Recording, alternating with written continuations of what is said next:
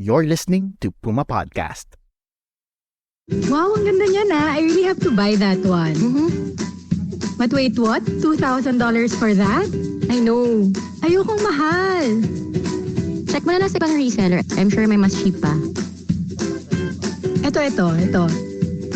This is way cheaper, right? Pwede na. Teka, isn't it too much for a single transaction? I might get scammed. Remember, for every transaction, only give out the necessary personal information.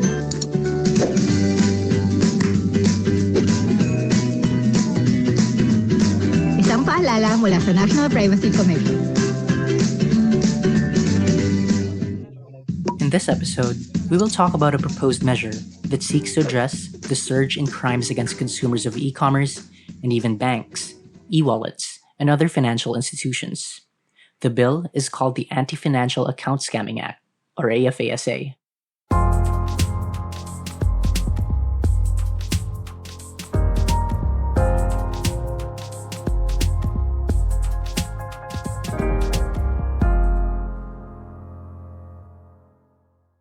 According to the Bangko Sentral ng Pilipinas, the top 3 types of cyber incidents in 2022 were fraud, phishing and its variations, and account takeover or identity theft. The amounts involved were 623 million pesos for fraud, another 623 million pesos for phishing, and 409 million pesos for account takeover or identity theft. That's a staggering amount of money, but actual figures could even be far bigger, as some fraud incidents go unreported. Teka. Ano nga ba ulit yung phishing? Phishing uses fraudulent emails and websites to steal sensitive data. Namimingwit. Phishing. Get it? Ang scammer ng mga personal at financial information tulad ng bank account numbers, login credentials, at credit card numbers. Nagpapanggap yung scammer. Kunwari, legitimate business o matinong tao. Noong 2021, nakakuha tayo yung first round natin with smishing. Smishing naman is via SMS or text messages. Again, scammers trick people into clicking on malicious links or downloading harmful software or applications, also to reveal sensitive data. Meron ding vishing. Phone calls naman ang ginagamit. Nakakuha tayo na nag-offer ng sobrang easy way na kumita ng pera, pandemic nun eh. So, ito pwede pagkakitaan. Pero yon, walang pangalan. Ngayon, para mukhang kapani-paniwala yung mga messages, nilagyan nila ng pangalan para akala mo sa'yo talaga ito ino-offer. Well, ganun pa rin, no? Smishing siya dahil gusto pa niyang makakuha ng more information. Tinignan naman yung mga links na kung saan tinuturo ito sa mga gambling website, sa mga Bitcoin investment website, at iba pang mga applications. Government is also vulnerable. In fact, in early February, the Department of Information and Communications Technology, or DICT, reported recent cyber attacks on several Philippine government websites and email addresses. Sabi ng DICT, napipigilan daw ng cybersecurity experts ang pag-hack.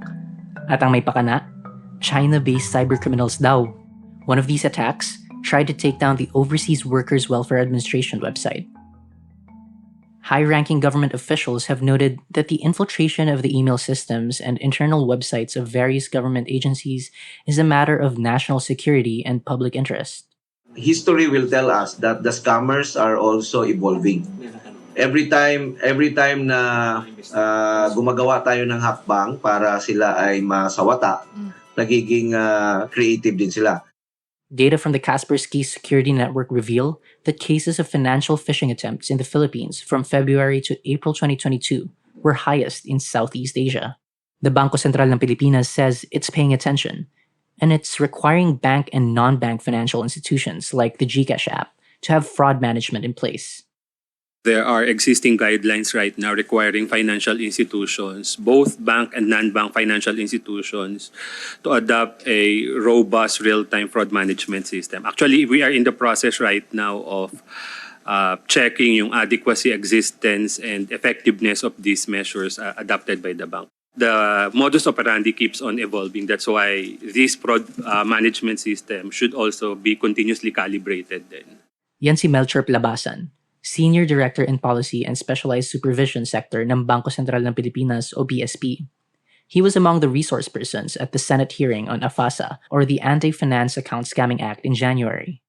In September 2023, e-wallet giant GCash said that it has removed and blocked over 4 million accounts in its platform for engaging in malicious activities during the period of January 2022 to June 2023. GCash is the leading finance app in the Philippines, mainly providing cash transfer financial services.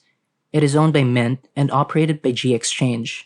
GXchange President and CEO Oscar Reyes Jr. met reporters at the sidelines of a cybersecurity forum. He told them that for 2023, GCash also blocked 185 websites that, when opened, steal the GCash details of a GCash account owner. But bad actors abound even outside the biggest e-wallet app in the Philippines. Reyes said they do a lot of social engineering. They do a lot of stalking and phishing to get personal information. That's why Reyes said GCash would keep on raising its cybersecurity walls as it expands its user base. But that's not all. GCash parent Globe Telecom Incorporated, together with others in the private sector and government agencies like the Bangko Sentral ng Pilipinas, is pushing for the passage of a law that would penalize money mules as well as persons who engage in social engineering schemes and economic sabotage.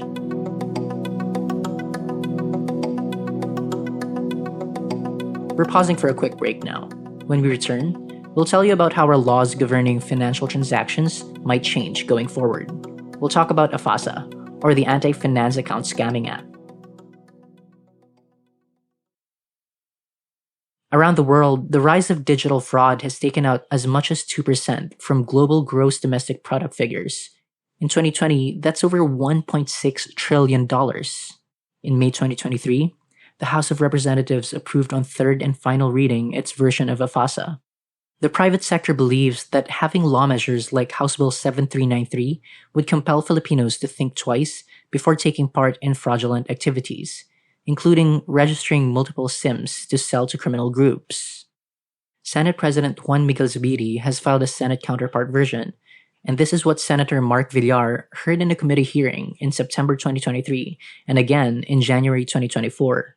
41 million Filipino adults have become part of the formal financial system, and in connection with this, e-money accounts rose by 16.8 million between 2019 and 2021.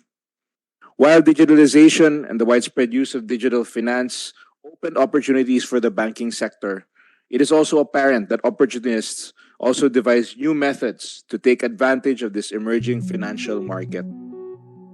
There are many different types of scams out there, but some of the most common ones include online selling scams, phishing scams, love scams, and investment scams. Let this be a warning to everyone. Pag-ingatan nyo po, may mga papasok dyan na kala mo kamukha ng Facebook yung sabihin niya, mag-report ka sa Facebook kasi meron kang violation. Once mapindot mo yung link nun, higup lahat yun. That's Secretary Benhur Abalos of the Department of Interior and Local Government at a press conference in Malacanang early February. Tapos meron pang iba sa telepono, sasabihin sa iyo na yung bangko mo ay naka-receive ka, dapat magganito ka. Pagtawag mo pa, ito yung kinikwento na, pagtawag mo, may sasagot na babae. Akala mo talagang service center ng bangko. Yung pala fake yun. Kinukuha na, hinahak na. Kaya sa lahat ng nakikinig ngayon, mag-ingat kayo, huwag kayong pindot ng pindot. No? It should really be, awareness is very important here sa lahat. So it's not only agencies of government, as these data will show, talagang ang karamihan ay estafa no? Yes, swindling and estafa, panloloko tungkol sa pera ito. Ito pinakamali. At ito pa matindi. I don't know if you've heard about the love scam, no? Yung love scam, tinitignan nila yung to the profile kung sino yung malungkot, nag-iisa, no? Ano yung music na hilig mo, ano yung hilig mong kinakain, ganito. And then yung weakness mo, doon ka pinapasok, no? And then they've got talagang sindikato. Imagine that love scam is number 1 ngayon yan, pinapasok nila. So, no, lahat ng kababayan natin maging aware po rito. Basta wag pindot ng pindot sa link. Once pumindot kayo dyan, mahihigo po lahat. Sir, Aside from email or text messages, scammers are also on social messaging platforms trying to trick their victims. They overwhelmingly operate on Facebook Messenger, which is followed by WhatsApp, Telegram, and Instagram, which makes it all the more important to make sure you turn on multi-factor authentication across all your accounts, anywhere you're storing personal information, really. The requirement for financial institutions. So after, let's say, we have already required multi-factor authentication. That's why every time na may transaction ka, you receive one-time PIN to complete the transaction. So if ma-compromise pa yung client, there should be a fraud management system wherein the system would analyze the behavior of transaction. Let's say if the system finds out that a certain transaction is out of pattern, not the usual behavior of the client, then it will already block the transaction or call the client to verify if he or she is the one doing that particular transaction. Dapat proactive na ang mga financial institutions, sabi ng BSP. We need a legislative measure which not only provides for a penalty after the fact, but one which effectively responds or even prevents criminals from facilitating these scams.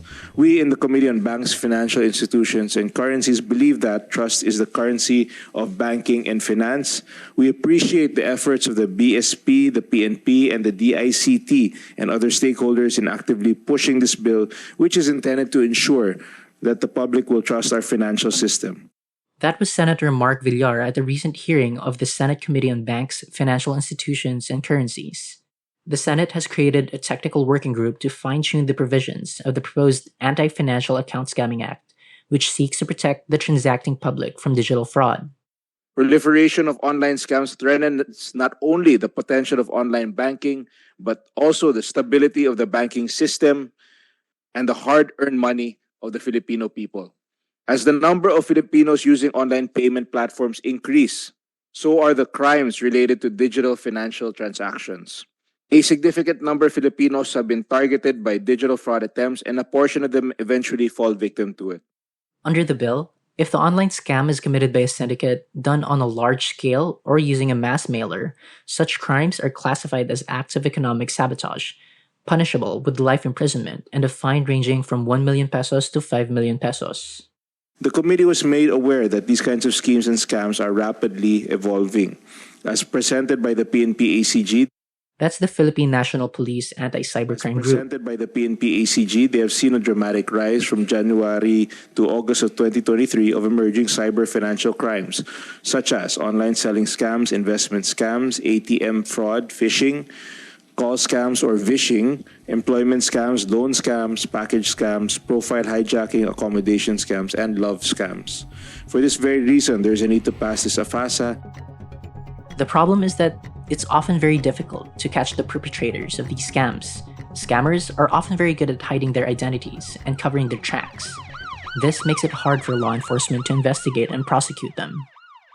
Having laws against online scammers is not a guarantee that we can protect financial consumers from the constantly evolving modus operandi of scammers. We have to continuously improve our legal system, if possible, be 2 steps ahead of the scammers at all times to effectively protect the public from their nefarious acts. Against the invisible enemy, being 2 steps ahead of scammers may well be the trillion-dollar question.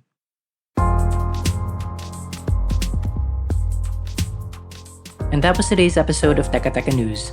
I'm Ed Faraon. This episode was written by Franco Luna and put together by Pidoy Blanco. Our Teka Teka News executive producer is Jill Caro, and our senior editor is Veronica Uy. If you found this episode useful, share it with a friend. Help Teka Teka News reach more people and keep the show going. Thanks for listening.